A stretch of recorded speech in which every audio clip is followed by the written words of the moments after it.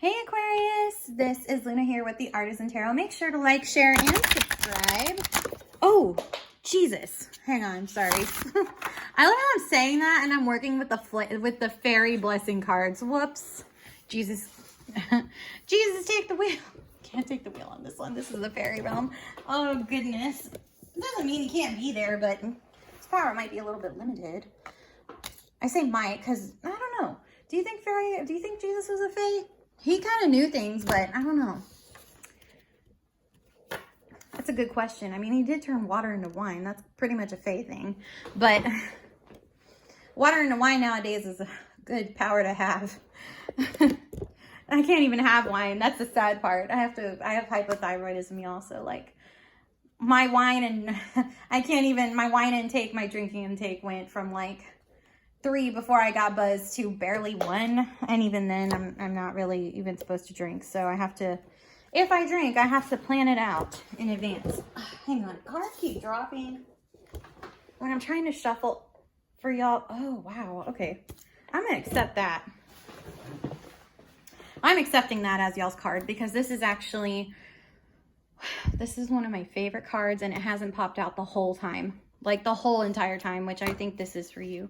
And this is a synchronicity for me because I actually have the print of this painting in my storage unit. It was gifted to me by my dad. So it's very special. This is it's a very elegant card. It's a very elegant painting. So for people who don't know, I'm a huge Amy Brown fan. For her artwork, her fairy, when she came out with Hot Topic, I was like obsessed, you know, and because I love the fae. I love all things fae, fairy, mermaid-like, you know. So even the lore, the mythology, all that. And this card, actually, the painting of the name was called Winter Solstice, and it is one of my favorite prints because it was gifted to me by my dad. So it's like really special. And I have all her art books. Okay. So I'm just letting y'all know, like, I know these cards, like their imagery, like, and the history behind them, like that. Most of them, some of them I don't know. Some of them are new because this deck was created like 2 years ago. And the author of the book was actually Lucy Cavendish. So I love her decks too. Like I have the Dragon Fae deck, which takes the fairy realm to the next level with the dragon. So it's actually pretty cool. But we're focusing on the fae today and the blessings that they have for you. Now, this has to deal with the winter solstice. This card is pretty special. The meaning from the book a long time ago was super special. I wish I could remember it, and I can't, but it talks about how the solstice was like a pivotal point. Now, this card is called in this deck, it is a blessing of the triumphing fae, which, hold on, let me see if I can read that. Hang on. Card 31.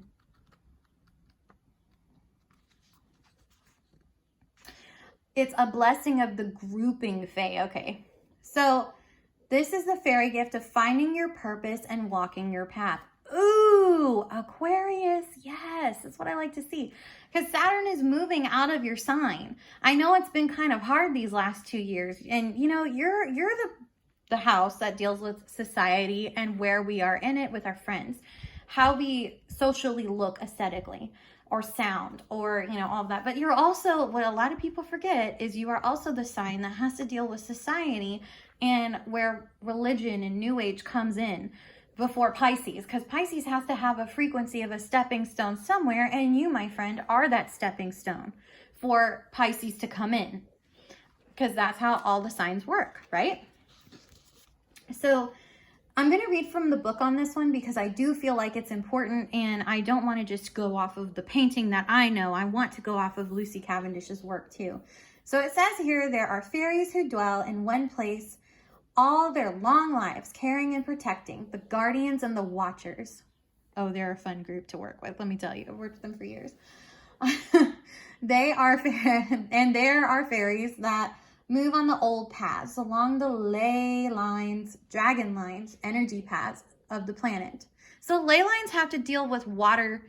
A lot of people don't know this, but when you scry, when you use dowsing rods or you use scrying, it's meant to pull water. That's why ley lines were important. That's why they used to use dowsing rods to find the ley lines for the water. Ley lines open up portals and pathways, okay? So for beings to come through to our realm, a lot of people don't know that either. I do.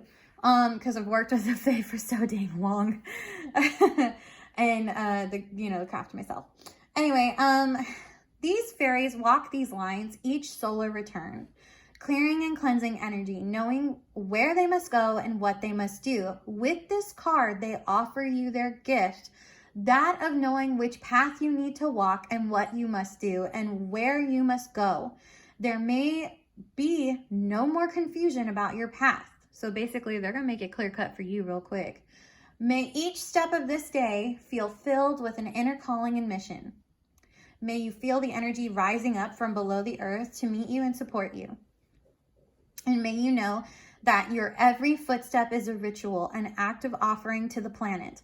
Let there be a simple, deep knowing that everything you do this day has purpose and meaning, and let fulfillment come to you in the places where you have felt empty and unsure. Oh, Aquarius. To have an Aquarius be unsure is super rare to me because you guys are like cut and dry. So if you have been having any inner securities, just know the watchers are coming in to say, hey, this is what you got to do, like now. And the watchers, you hear how the shift in my voice is, right? Like they are pretty assertive, man. They are the ones that kind of clear things up like it says in the book, but they don't just clear ley lines. They clear pathways, as this book talks about. But that isn't just in the physical realm. That's with the soul realm too. That's their job. So that's why I said I've worked with these. I've worked with the watchers.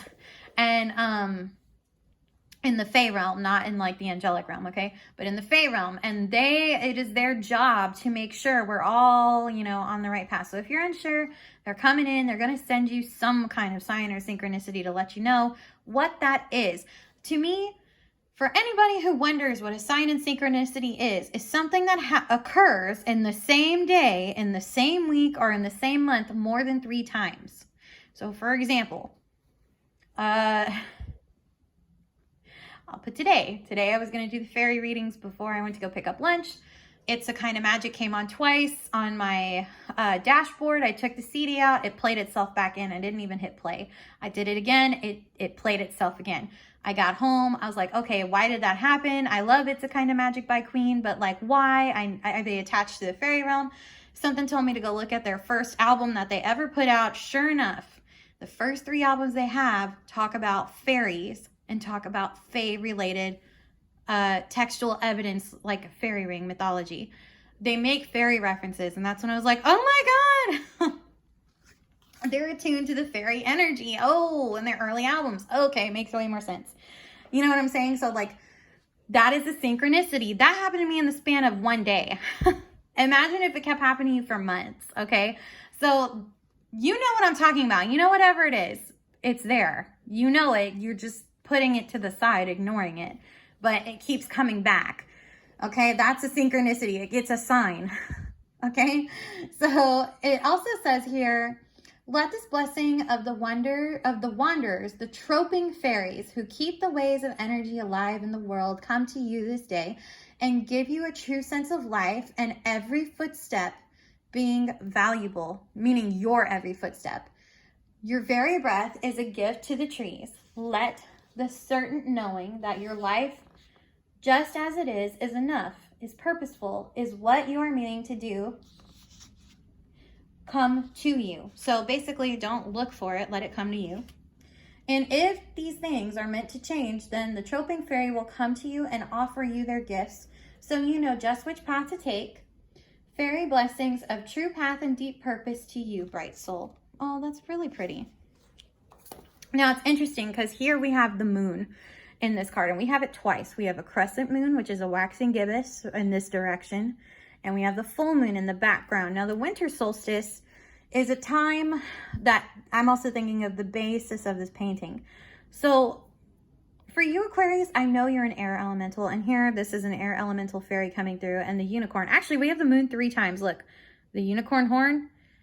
Oh, well, okay, so, which we're in a waxing gibbous right now. Oh, wait a second, we got it 4 times, look. There it is on her stave. Because look, she's holding a stave. A stave is what the wands and the tarot are based on, okay? There's a unicorn. Unicorns are so much fun to work with. When you need uplifting energy, you call the unicorns.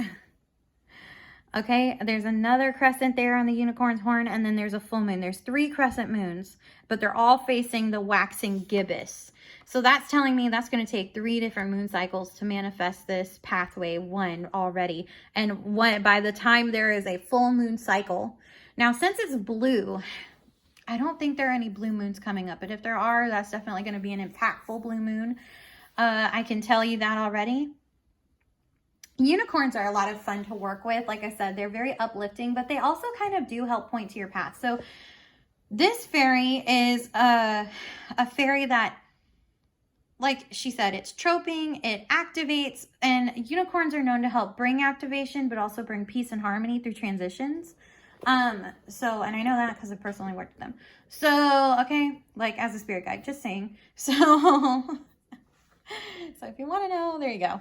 Now, there are different colors of unicorns. This one's blue, but I love this color of blue because it's very much solstice energy. I feel like at least if these haven't been around you, this new path, these thoughts and all that by December, then they're coming in now. So if you didn't already have it in December of 2021, you got it now, which is great. Go ahead and utilize them. And like I said, it's going to take about 3 full moons to manifest because I've got 3 waxing gibbuses. But 1 is already being activated by this full moon, and I can say that because of the stave right here. This stave, like I said, it's what wand energy is. It's fire energy, but this is lunar fire energy. So lunar fire energy is different. I actually had to talk about this with Sagittarius. Lunar energy in terms of activation and moon energy and moon magic and moon manifestation is way different than fire sign energy. So these are combining those forces together. But again, we're still under the moon. And you know what? Y'all need to check out Sagittarius's reading because I talked about how the moon phases were going to be very pivotal for them and also for the Aquarian full moon, which you will gain luck at that time. But until then, you're kind of like, for you, Aquarius, things are a little congested in the front of your chart. Things are a little tough. Your 3rd house, you got people arguing with you all the time. And if they're not arguing you, they're instigating you to piss you off. Okay? If they're not doing that, they're bringing in painful things that are coming to you because Chiron and Eris are together in Aries. Pluto is currently in Capricorn in your 12th house of endings and new beginnings, looking at your 3rd, going to the other 2 signs. What the heck are you 2 doing down there in the underworld? I gave you these jobs, okay? And Eris is the kind of goddess that she's like, yeah, I know I'm down here. I'm supposed to follow by your rule, but I love to instigate things, okay? With the 3rd house of your friends and community, you know, and communications. So she's very talky, right? She communicates through words. And sometimes some people don't even realize it. And sometimes some people do realize it. And this is where that problem is coming in. So the moon coming through for me is going to bring some kind of balance to all of that fire. But this also talks about going with your intuition and your water, going in with Pisces, which for you in your 2nd house, and depending on if you natally have a 2nd house in Cancer, which I know someone who does have that as an Aquarius, that's even tough to tap into because they're scared. You know, you got to go past the fear. Now, if you have a 2nd house in Scorpio, you're going to be like, I don't want to do it, but I'll go there, you know, like, and then you'll feel fine. A Pisces 2nd house is like, well, I'm too tapped into the collective to really focus on me. And that's going to require you to zoom in on you. So this is where, for those of you who are having issues, you definitely need to figure out your 2nd house. Now, natally, your natal chart, your 2nd house is going to give you the answers that will bring you that stability, that security, and also how best to use the moon. Because the moon, in of itself, I mean, it showed up like 4 times in this card, which is already a pretty big deal. So, yeah, definitely check out the Sagittarian reading because I talked about the lunar goddesses and they're like 4. I named all of them off. And it's important because this also has to do with dreams. You may be actually getting things through dreams, because lunar magic sometimes is also dream magic. Not always the same. Just FYI. Charging elements, yes. But definitely check out that Sagittarian energy.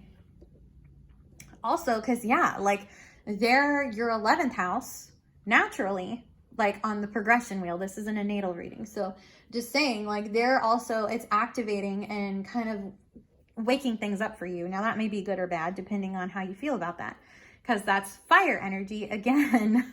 So you got fire activation with the moon in your 11th, then you got fire activation again with Eris and Chiron. Oh God, and Aries, oh Jesus. And that emotional fiery activation with Chiron, because Chiron is like making you look at conversations that have been hurtful and painful that you've held on to say, hey, look, we got to let that go. We got to process that. And Pluto's here going, what the heck are you two doing in Aries? Like, Eris, what are you doing? This is my underworld, okay? And you playing out in conversations, I don't feel like Pluto necessarily likes it, but I feel like he can't say he doesn't like it because it's illuminating on things. You know, it's like a flashlight with the stave. Kind of think of it as like Gandalf, right? Like he's got that crystal, you know, it's like that, like where they're fighting the Balrog in Lord of the Rings. It's like that with that stave, because Gandalf has one too. Then when he's Gandalf the White, he has another stave. He has the white stave, which he uses to like beat the crap out of Saruman, you know, and the king goes, your witchcraft had had me barking on all fours, you know, to the negative wizard that was there in his court. And Gandalf came in and just knocked the crap out of Saruman with his stave. You know, just sometimes, look, you know, the way the elementals battle is not preferably what we like, but, you know, sometimes they have to have it out. Now, the interesting part is that's kind of what Pluto's doing. Pluto is currently like taking Eris, and Eris is about strife, yes, but she's also about bringing in what's fair and respectful. So I feel like her and Pluto are kind of dueling it out on, well, this is fair and respectful to me as an Aquarius, you know, in my communications, and I'm bringing it out because they need to know this, right? But Chiron's like, but that hurts them, and we're gonna have to process that. And Pluto is like, y'all are wreaking havoc in the 3rd house of communications. Can you not for 5 minutes? You know, like it's very much like that. Like for you, Aquarius, I'm so sorry. I'm so sorry, because I know like that is intense. Like to have Chiron and Aries in your 3rd house is already hard enough, but Eris in there, like instigating things, making you feel like people are instigating shit with you, you know, just irking you. You know, it's like getting under your skin, getting under your nerves. It's like, how much more can you really take? And I think the painful truth is, Aquarius, you need to come to terms with is Pluto's got to come in. When he goes retrograde, he's going to come in and take control in a couple of weeks. But until then, which usually happens in April, like into April, early May. But until then, he's still kind of like trying to mitigate them and figuring out what he's going to do with them while they're trying to do their respective jobs. And I think that's why it's going to take 3 moon cycles, honestly. Honestly. So that might be why this Fae energy is coming through to help boost and move things forward to get you past all that. Because notice how I start talking about it and you can get stuck into that energy of fighting back and forth, and then being sad, and then going back to fighting back and forth. But does anything really get resolved? That's why Pluto's in Capricorn going, hey, knock it off. You know, like, we get your point, knock it off. I love Pluto. he's one of my main rulers. So it's like I can get that energy. Because when Saturn is in an Aquarius, what happens is right now Saturn is there, but he's about to move out. And so like now these two energies of Chiron and Eris are you know, dad's got his back turned and they're having their fun. Mainly Eris is having her fun. Chiron's just sitting there like, can I just ferry them to the other side already and do my business? But Pluto's here going, you know, we got to see what Eris is doing. And he's like, well, I guess I could get them to process their pain. You know, like, Chiron, I guess I could get them to go ahead and do that. But if Eris keeps instigating things that's making you upset, it's obviously trying to get your attention to say, hey, that's disrespectful to me. And this actually does upset me. And I need to vocalize that. Right? So that's why Pluto's like, Pluto has to come in behind Saturn and kind of keep them in check. you know? But like I said, once Pluto goes retrograde, there will be way more power with Pluto overpowering those two to really worry about them. But it'll last for 6 months. So whatever you're learning right now will go all the way till about September, October of this year. So stick with me because we're going to keep going through these cards. But other than that, Aquarius, I got to let you go. I love you so much. If you would like to tip and get an emergency reading with me, the link for that is down below. So in the description box, make sure to do that. I have the comments disabled right now because there is so many problems with scammers taking over the Instagram community, the Facebook community, getting readings, posing as people, which is highly illegal, by the way.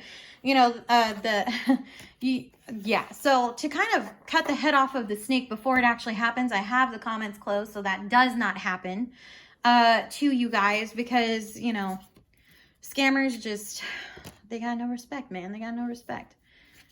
They got no respect. But they're going to learn it, because guess what? When Pisces, everything in Pisces happens when Saturn moves into Pisces, guess what? Those people that used cards and all of that for nefarious means and scam people and all that, they're going to get theirs. And I'm like, oh, yeah. Oh, I don't want to be those people. So yeah, just wait. A couple months from now, it's going to happen. And I'm just like, ooh, I didn't do it. It's not my problem. But anyway, guys, I got to let y'all go. I love y'all so much, and I am wishing y'all the best. And until we speak again, bye.